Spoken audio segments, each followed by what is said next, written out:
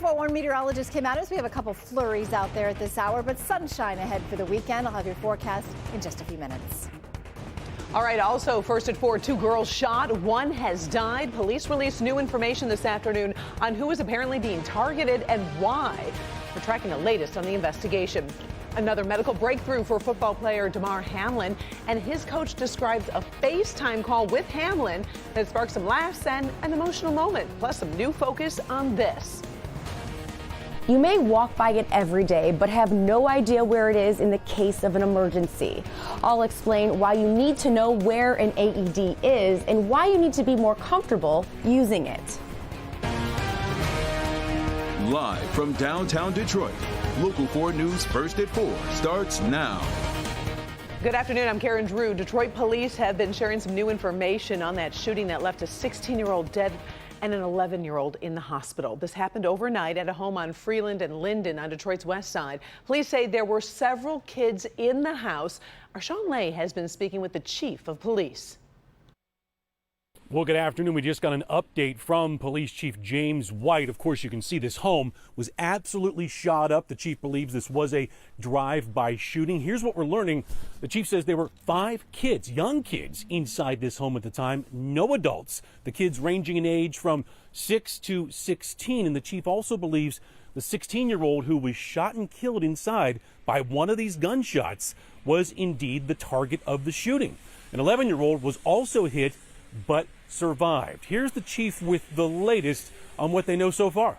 The 16-year-old lost her life. It appears to be a drive-by shooting, and we don't have a whole lot more right now, but we're looking at every angle, every aspect, including perhaps some confrontations that may have happened at her school before school let out for the holiday break. Let's talk about the 11-year-old who did survive, rushed to the hospital. We're told she is in temporary serious condition. Police continue to investigate, an active investigation looking for perhaps video in the area. We do know they're looking for a white SUV. From Detroit's west side, Sean Lay, Local 4.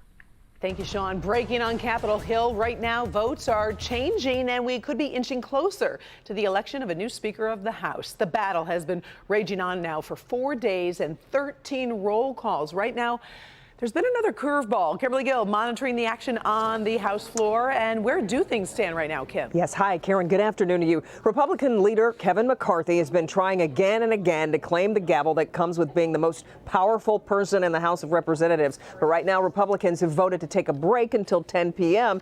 That's a new twist, and it could mean that the end is in sight. So let's get you caught up on where things stand so far. McCarthy has won over 15 of the conservative Republicans who had been refusing to give him their support. So that leaves 6 holdouts. It's a small but critical minority since the Republicans' advantage over House Democrats is so slim. Democrats remain united behind Hakeem Jeffries. The math can change, but McCarthy still needs to flip at least 3 more people to claim the gavel. If he wins, the speakership could still be severely weakened. One key concession that McCarthy reportedly made, it would take just 1 representative to call for a vote to remove the speaker. So that means we could see votes like this again and again. So let's take a live look right now at the Capitol. It could be a long night if lawmakers go back into session. We're told McCarthy is confident he'll have the votes to get elected by tonight. We can imagine he's facing a frantic few hours to twist arms and try to win the last few votes that he needs. So, Karen, flipping those votes earlier today is a big deal for McCarthy, and he's moving closer and closer. So, remember, he's already lost on 13 ballots. Lawmakers usually select the House Speaker on the very first ballot. So this is a very unusual and historic situation. NBC gathering reaction to all of this right now, and we'll have a report from Alice Barr in Washington when you join us for Local 4 News at 5. But for now, Karen, we'll send it back to you. As always, we appreciate it. Thank you, Kim. Well, before Congress got down to business, dozens of members lined up on the Capitol steps to mark the 2nd anniversary of the January 6th insurrection. Democratic leader Hakeem Jeffries asked for 140 seconds of silence. An acknowledgement of the 140 officers who were seriously injured defending the Capitol on January 6th, 2021.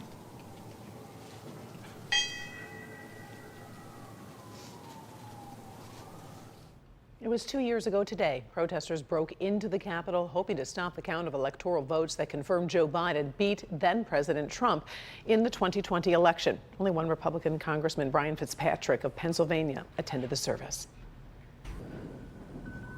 Our exclusive Exact Track 40 radar, always keeping you up to date on weather conditions in your area. And some of you might be seeing a few snowflakes. Kim Adams joins us now to tell us if we should be worried about any kind of impact. Hey, Kim. Hey, Karen, no impact tonight. These are just very light snow flurries and very scattered as well. Skies are starting to brighten up just a little bit downtown, but I don't think we're going to see much in the way of sunshine before the sun sets tonight. The sun will return for the day tomorrow, though, and it should turn into a fairly nice weekend. 36 in Detroit, Howell 38 in Mount Clemens, Pontiac 36, 34 in Adrian. Exact Track 40 radar. See the areas in blue you see right here? That's just very, very light snowfall, and there's also a mix happening right now in Canton, right along Haggerty and 6 Mile Road. Just very, very light, nothing that will affect travel. Just a few flurries as we go through the next several hours. Temperatures are at or just above freezing, with temperatures in the 30s. We're not going to warm up a whole lot this weekend, but at least we'll see that sunshine. I'll have your forecast in just a few minutes. All right, we look forward to it. Thank you, Kim. Well, now let's turn to some breaking news from the FDA. Health officials there have approved a closely watched Alzheimer's drug that modestly slows down the disease. Now, the drug is called lecanemab. So far, trials show it has potential to give patients in the very early stages of the disease more time to live independently. Now, there have been concerns about side effects that include brain swelling, also some bleeding. The Alzheimer's Association supported approval and hopes the drug will be covered by insurance to allow more people to use it. Following this closely, we'll have much more. Also, you may have heard the good news about Buffalo Bills safety Damar Hamlin, and we have more reaction from his coach this afternoon. Hamlin is now breathing on his own after a breathing tube has been removed. The player who collapsed during a game on Monday night also FaceTimed his teammates. Listen closely as his coach describes part of that conversation. The thing that makes me laugh is he did this to the guys, right away. He flexed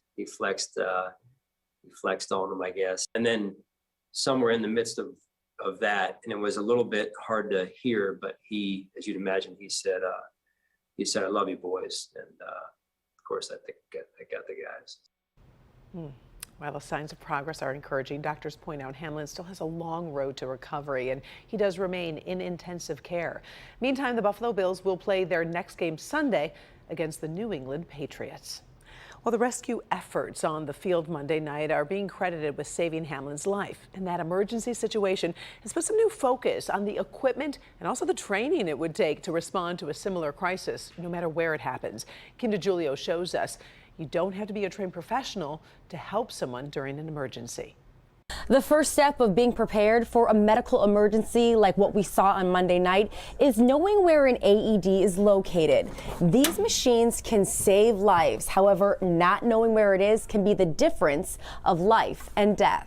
Damar Hamlin is still alive today simply because of the people who were prepared to save lives on the football field that night. That wasn't high-level medical care. That's stuff that all of us can learn quickly and should know. CEO of MedStar, Colby Miller, says while what we saw was scary, it was a great reminder for all of us to be prepared. What happened at the game is a lesson for all of us that the critical care that the player received when they got to the hospital is based on the fact that there was an AED close by. Adds connector next to flashing light. Javon Jones is an EMT with MedStar. He says an AED is foolproof.